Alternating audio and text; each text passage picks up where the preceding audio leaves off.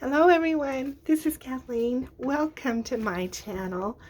I am glad to be here today. We're going to get started on this new clusters journal that I'm working on, and this series of making cluster elements for journals.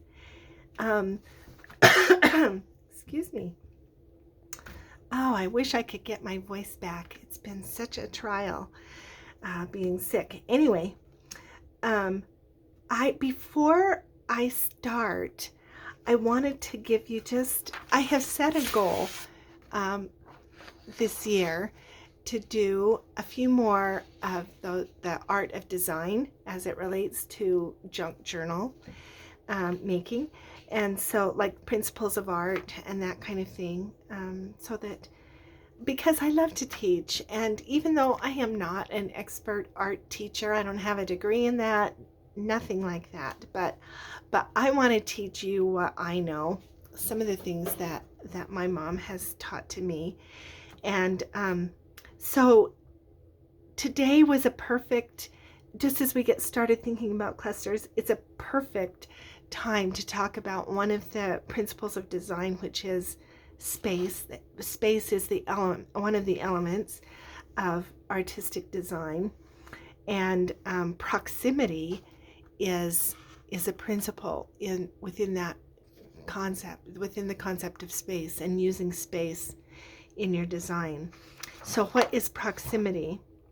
Proximity is an important principle of design and is defined as nearness in space, time, or relationship. Time has not much to do with what we're talking about with artistic design, but space and relationship certainly has to do with what we're going to talk about with creating a nice composition or design. So our brain perceives objects and elements that are close together as more related than elements that are further apart.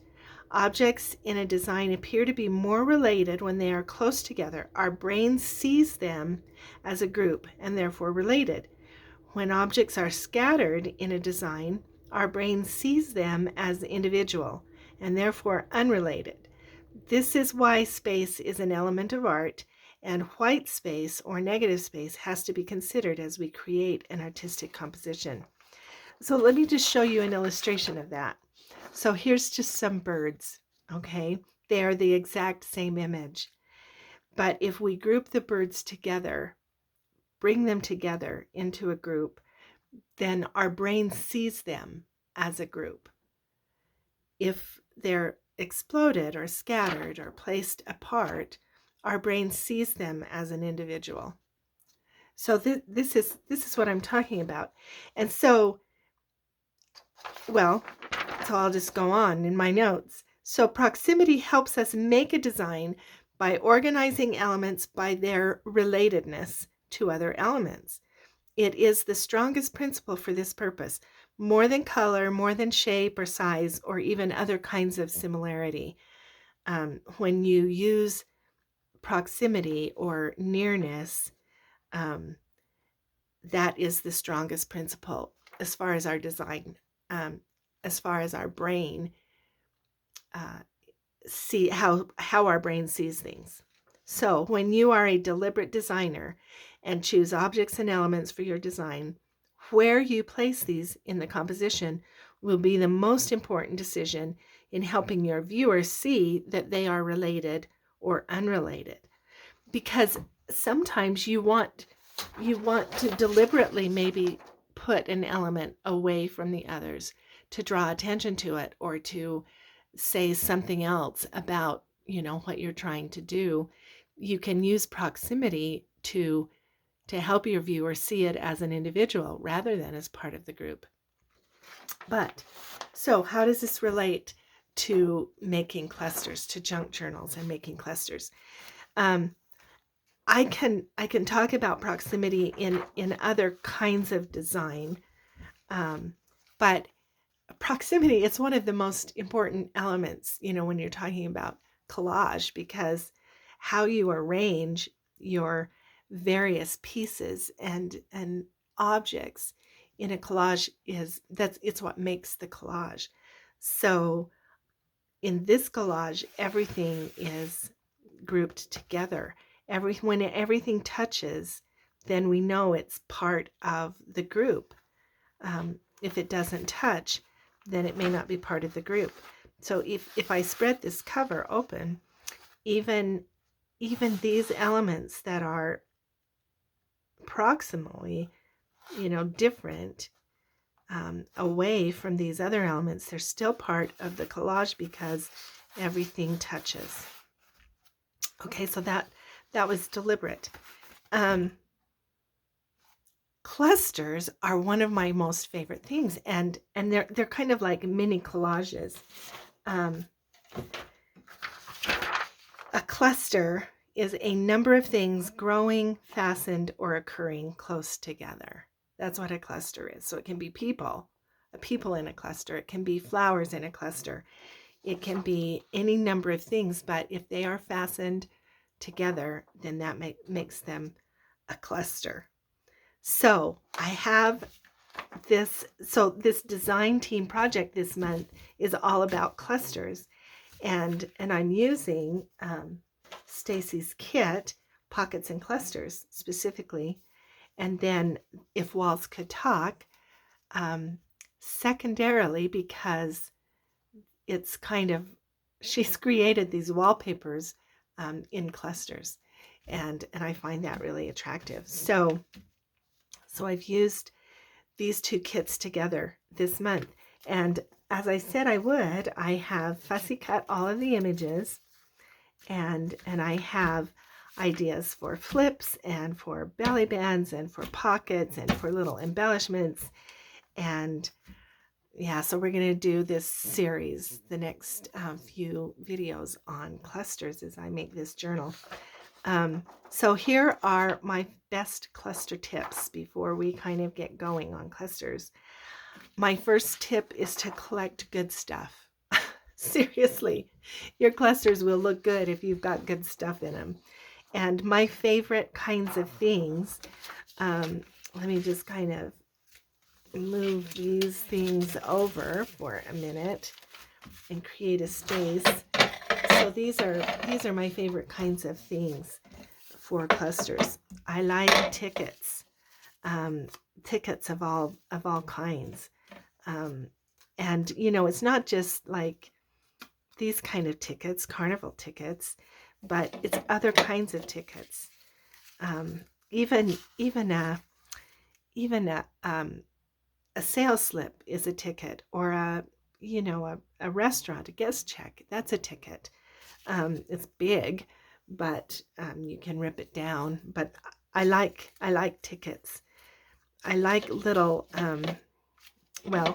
another thing I like is music paper. I almost always put music paper in my clusters. I just think it looks really nice in there. I love textured stuff. So, little pieces of stuff, lace, textured papers. This is a handmade paper, so it's textured. This is a textured paper because it has the holes in it. This is a textured paper because this was dry cleaning.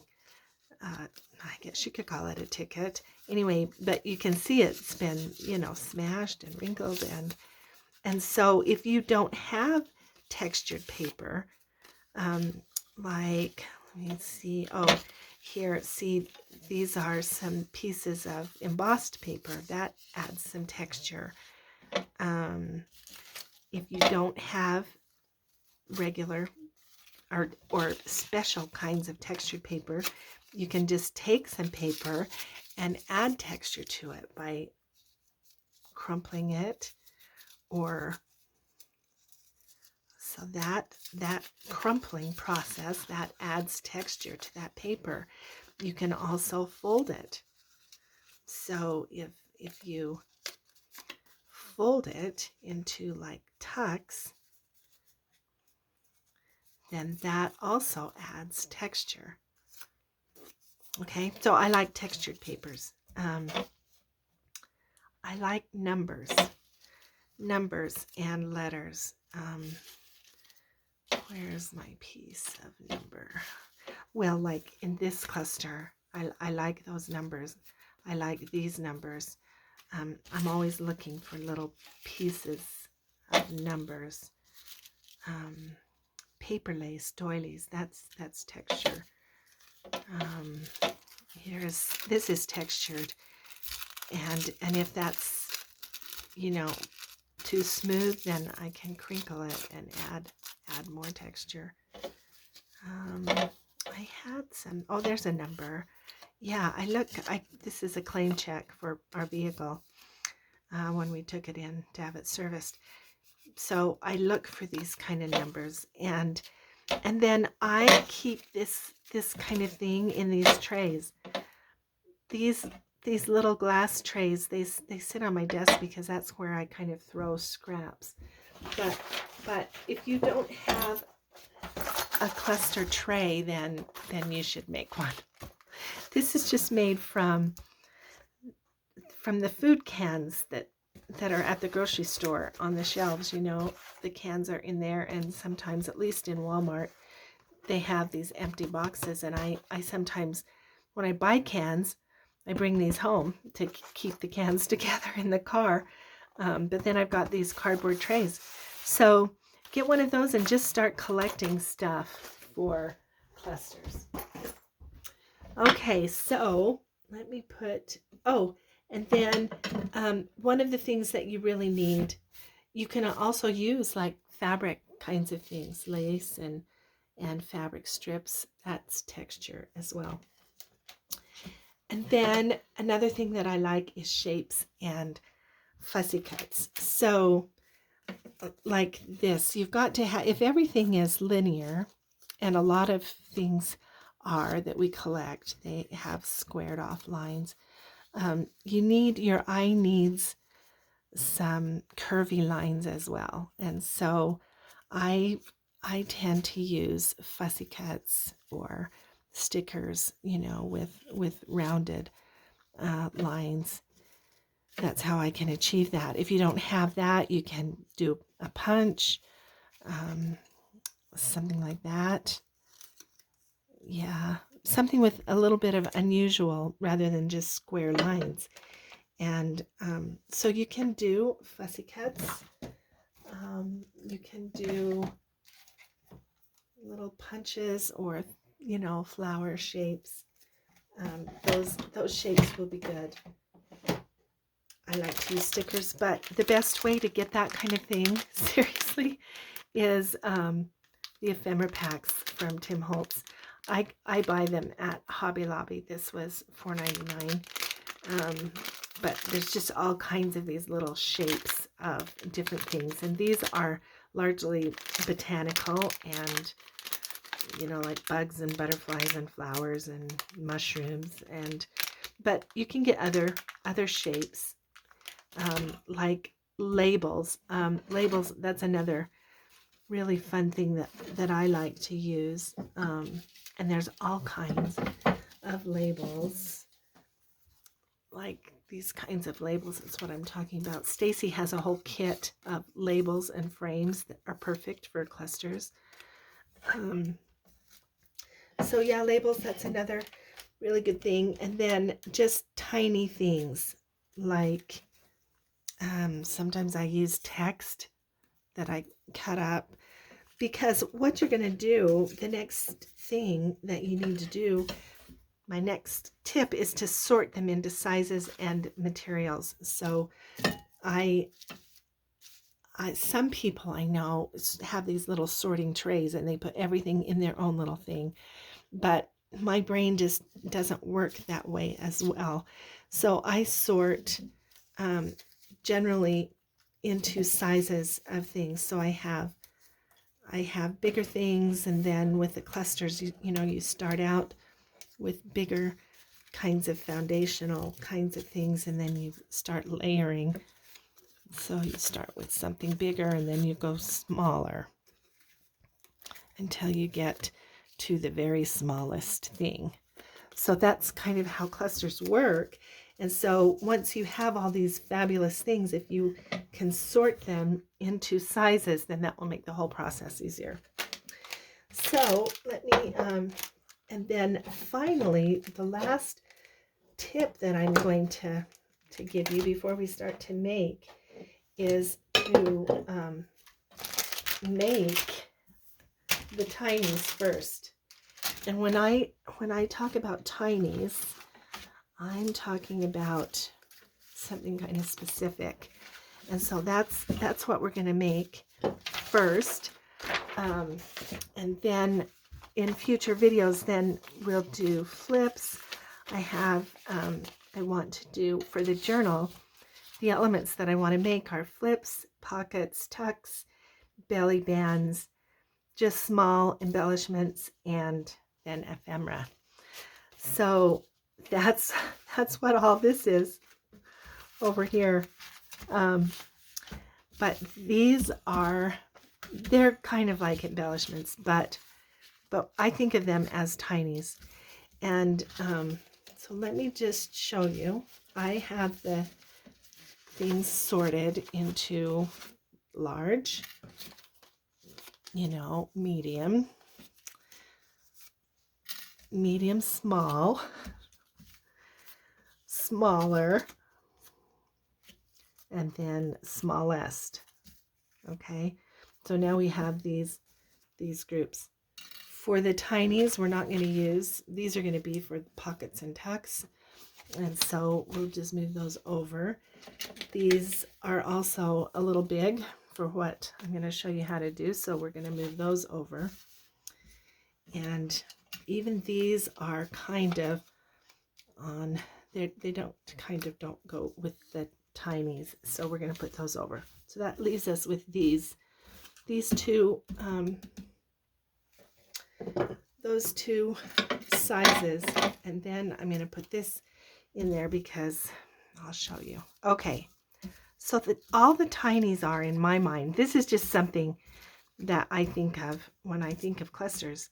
They are just kind of like the very top layer, or the very first. It just is something that kind of gets me started, and I can make a whole bunch of tinies, and then they can be random, just in a basket or a box. And then when I need clusters for a particular kind of journal, then I can get more specific with some of the larger pieces. So if I'm going to do say a botanical journal, then I can, with the larger pieces, I can choose some of these kinds of bases. And then the tinies, it doesn't matter. This is not botanical, but that can go on that base and become, it can fit then in a botanical journal. So this is the way you make a tiny. Okay, you just take a piece, and it's usually about three or four layers is all. So you take a piece, and then you choose like 3 pieces, and you put them together. Okay, this is just a little bit big, so I think I'm not going to choose that. This is perfect. That's about the right size for a tiny. So you would just kind of randomly, put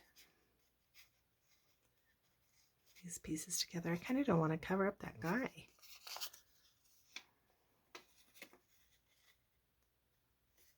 There we go. Okay. And then I like to put some kind of texture in there as well, which is why it usually is more than 3, but really not more than 4. So let's just do this. So we put some texture like that. Or maybe we can go this way. So these are all completely, really, pretty much unrelated. But because they are in a group, because they are in proximity to each other, then my mind just says that's a group, that they're related. It's a piece. So that's now a tiny. Let's make one more. Let's make kind of a longer one. Same thing here.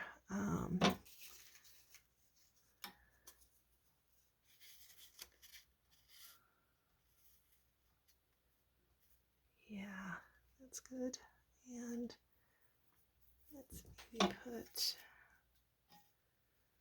let's just put this little piece of fabric on there.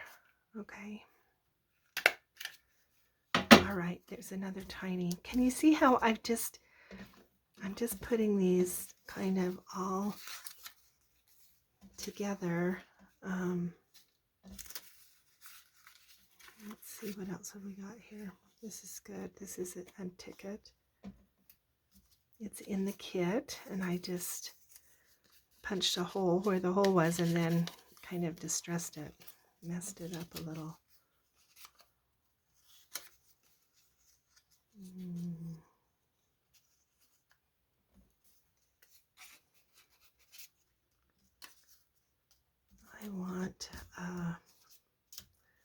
I think I want just a different shape of some kind. Yeah. Okay. There's 3. Let's put some cheesecloth in there.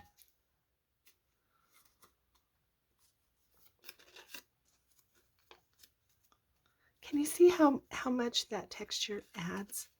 It really adds, I think. It just does.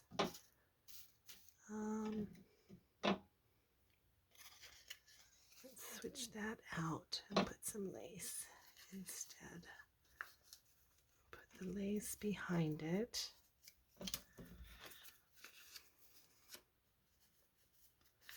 that's upside down. There we go. And then here it was.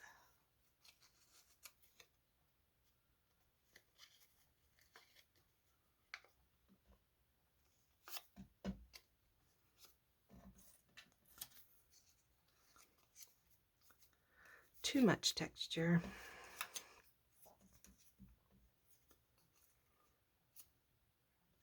I think I like this better. Sorry. And usually you don't fuss this much with clusters, honestly. You don't have to. There we go.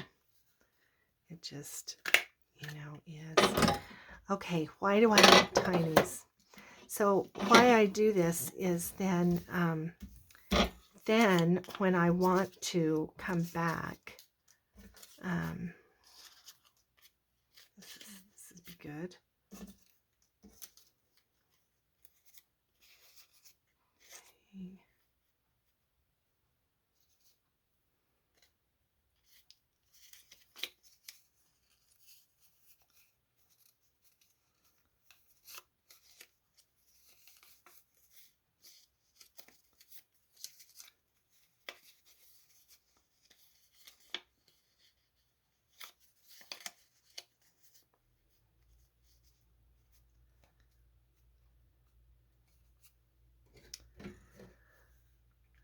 Okay.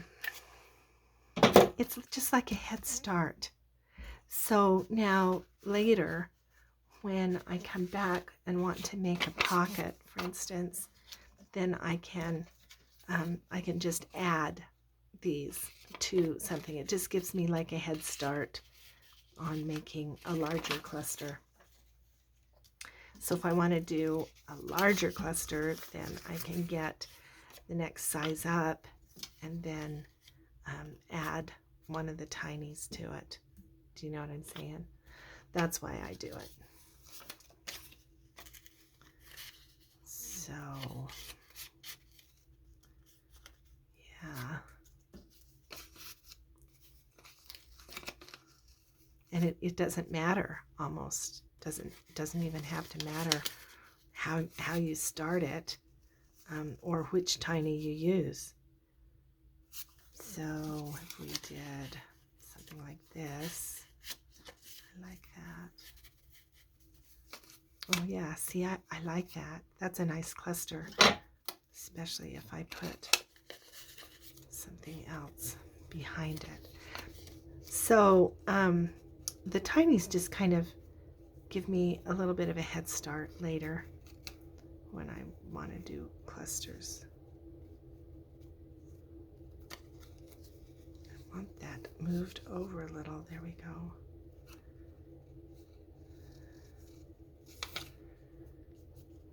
Yeah.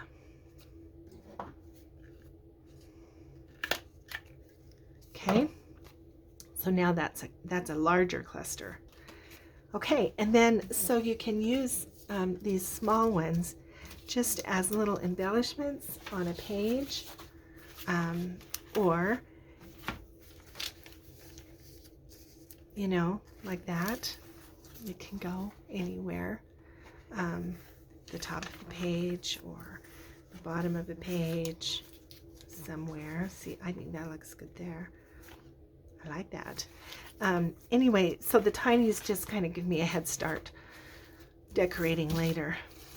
Okay, so we're at 26 minutes, so that's going to be it for today. Just remember proximity and what we talked about, and that's going to help you in design later, and it's an obvious thing with clusters. So here's my best cluster tips: collect good stuff, sort it into sizes and materials, and make the tinies first. All right, we'll see you again with another video in this series, which I think will start with flips. Thanks for being with me, and we'll see you again.